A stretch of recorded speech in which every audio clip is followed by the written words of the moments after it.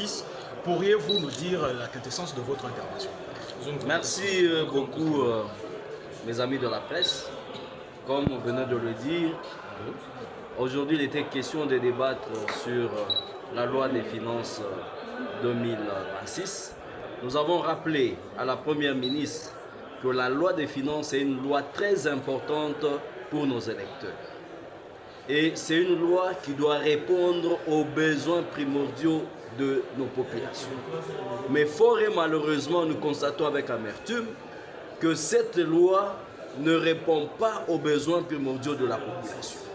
Parce que nous, en tant qu'élus du peuple, chaque 3 mois, nous faisons des descentes sur terrain au moment de nos vacances parlementaires où nous récoltons les déshydratats de la population ou les priorités de la population. Mais en lisant cette loi, nous nous sommes rendus compte que la priorité de la population n'est pas prise en compte. D'où nous avons formulé une recommandation au président de l'Assemblée nationale de commencer à envoyer à chaque ministre sectoriel un rapport synthèse pour chaque secteur afin que chaque ministre sectoriel puisse intégrer le problème de la population dans le budget à venir. Nous avons demandé aussi, je suis aussi inquiet de retrouver dans la loi des finances où un crédit est arrêté pour la construction de ports dans le Lualaba, dans tout le territoire de ma province.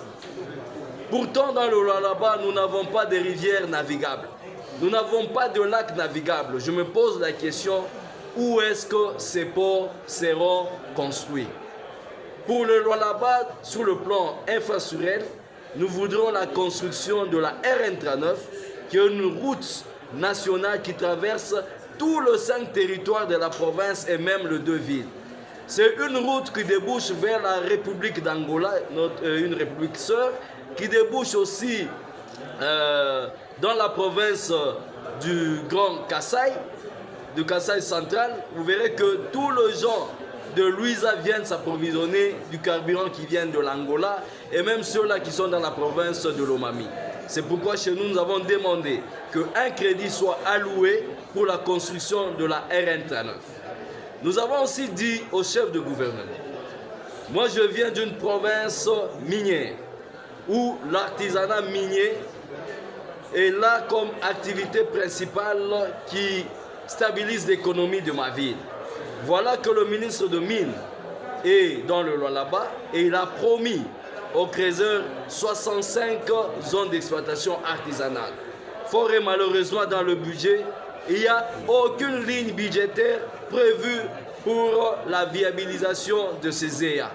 Ainsi, nous avons demandé au chef du gouvernement d'intégrer un budget pour viabiliser ces EA promis par le ministre de Mines.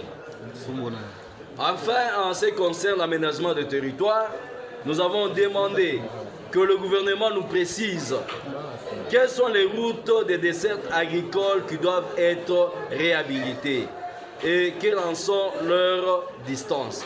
Voilà d'une manière brève ce qui a été le sujet de notre intervention.